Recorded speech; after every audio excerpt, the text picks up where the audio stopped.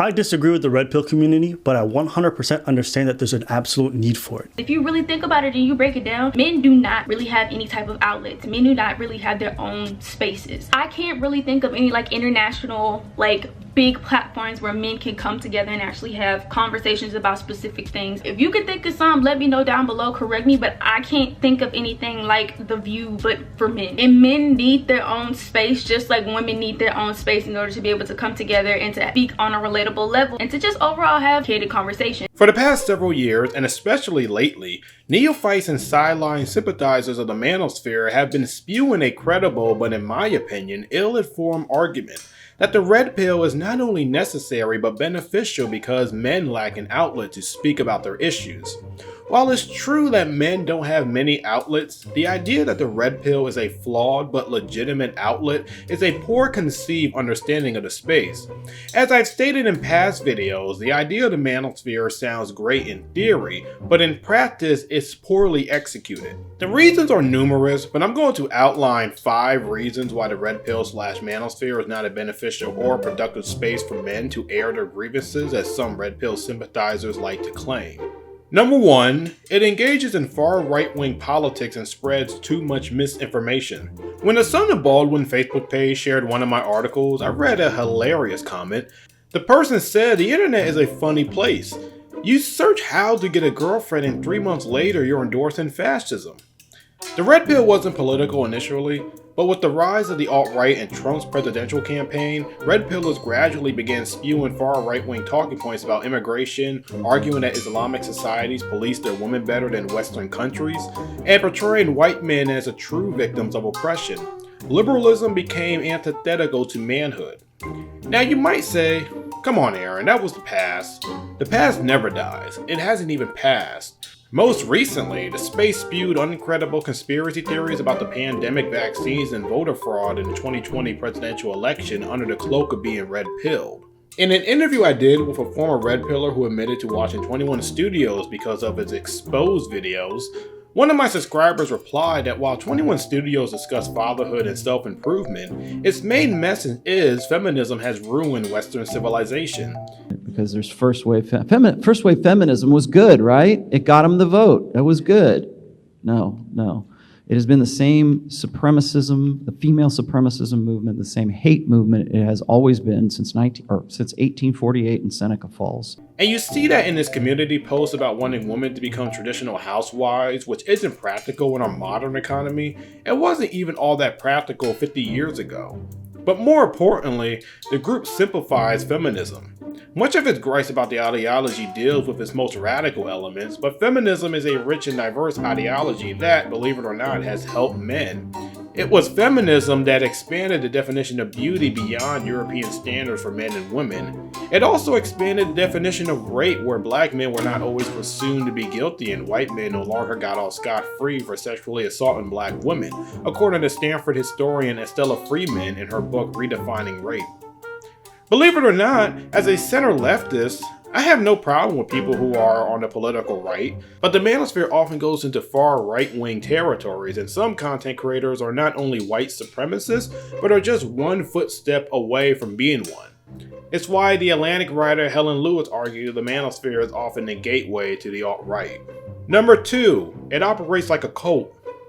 When I was following this space, I was shocked how routinely content creators ban people from their channels even if they respectfully disagreed with them. And when a young man reached out to me for an article I wrote, he told me the space seemed welcoming until you challenge its teachings, and everybody, mods, subscribers, and a YouTuber would jump on you. For a space that portrayed itself as ideologically diverse, which it is to its credit, it is certainly hostile towards individuals that don't align neatly with core beliefs. Content creators develop cult-like followings and allow their fame on YouTube to go to their heads. Trust me, make a video criticizing Kevin Samuels, Rollo Tomassi, or Fresh and Fit and watch how many of their subs leave troll comments. Even when individuals like Donovan Sharp are exposed for lying about their lies, subscribers shrug it off. YouTubers know when others are full of it but keep it secret until they have a falling out. Number 3, male betterment revolves around dating and sex. With the issue of the manosphere and the pickup community is that it's all about, a lot of it's rooted in sex, right? Pickup leads to, what do you want to get laid basically, right? And even in the manosphere more widely, if it's not pickup, it's relationships and marriage and whatnot. A lot of it, almost all of it basically is related in some way directly to sex. I never understood the idea of a man's space formed around self-improvement and the truth that largely discusses women and dating, and the lackluster attempt to talk about men's issues as if race, nationality, sexual orientation, and social class are salient. I understand the desire to form camaraderie among men in the Western world, but there are other competing social locations that shapes people's experiences and worldviews. Now, when I say almost everything revolves around sex, I mean literally everything. Fresh and Fit embodies this the most, since most of their advice all boils down to teaching men ways to obtain sex, even if it means changing their whole identity. This includes purchasing an iPhone instead of an Android, getting a dog, and even purchasing fake followers on Instagram. Guys, today we're going to go over Dog Game 101. We're going to go over 5 basic things that you guys need to know about dog games. Dog game. And then we're going to have another 5, which we're going to teach you guys on a private Zoom call. Some of these things are a little unorthodox. They're not necessarily safe for YouTube. Even the helpful advice such as encouraging people to travel, make more money, get in shape, etc. are all centered around having access to women. The traveler narratives are disheartening to me because as someone who enjoys traveling, I get upset when black men in particular focus most of their videos on women abroad. Much of this obsession with sex stemmed from the fact that many content creators admittedly struggled with women or got women but not the ones they were attracted to. It's incredibly rare to find someone who entered a space that didn't involve a breakup, horrible dating experiences, or bitterness against their mothers. As Alan Roger Curry noted several years ago, there are a lot of men in the space who are romantically and sexually frustrated quote-unquote beta males who have placed themselves into a position to earn money from men just like them by exaggerating their success with women or finding a way to monetize complaining about women's behavior. And let's be honest, as painful as this is to say, a lot of guys in the space hate women. That really hurt, you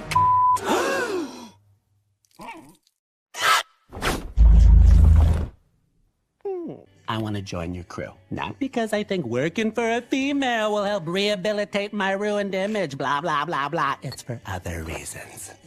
I don't hate women! Kinda seems like you do. To not be as hyperbolic, I'll say they hold a lot of contempt for women and hostility against men that women go for, the so-called Chad, Tyrones, Pookie, and Ray Rays, whoever you want to call them. You hear it in their voices and what they discuss, especially the bitterness they feel against women who they believe overlooked them when they were in their prime, and now allegedly only want them after accumulating baggage. Now, I do understand the frustration, but I am adamantly opposed to frustrated guys trying to shape young men's worldviews who lack life experience.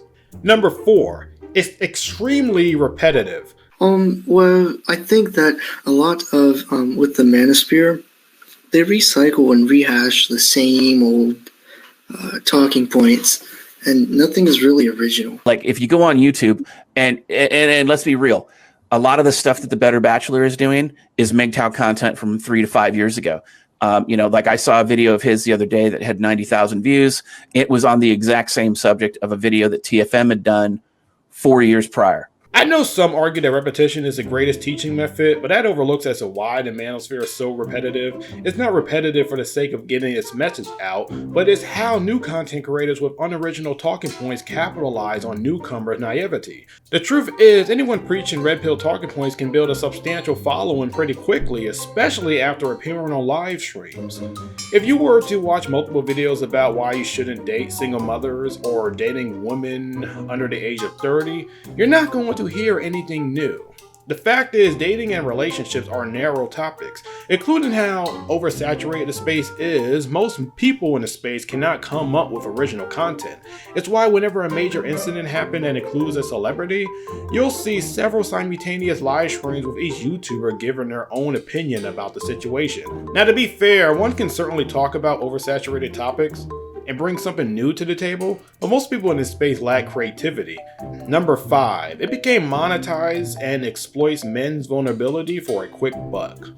I'm not going to elaborate on this because I made several videos about this that you can check out, But briefly, sympathizers overlook the financial aspect of the red pill. Men have discovered a way to make money off of men's frustrations and use their influence by getting them to buy courses that are just regurgitated YouTube content. And as the space becomes more profitable, more snake oil salesmen will enter the space and exploit vulnerable men.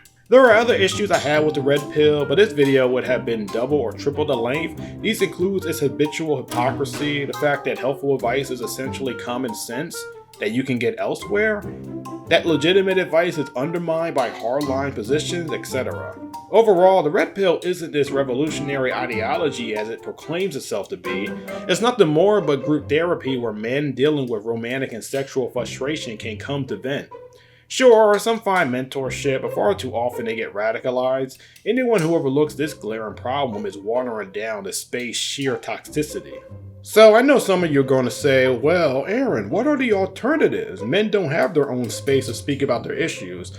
As I've told people in the past, much of the helpful advice in red pill spaces you can actually get elsewhere, but more importantly, when it comes to forming a space where you can actually get like-minded people to talk about issues in a positive manner, you can do that on your own.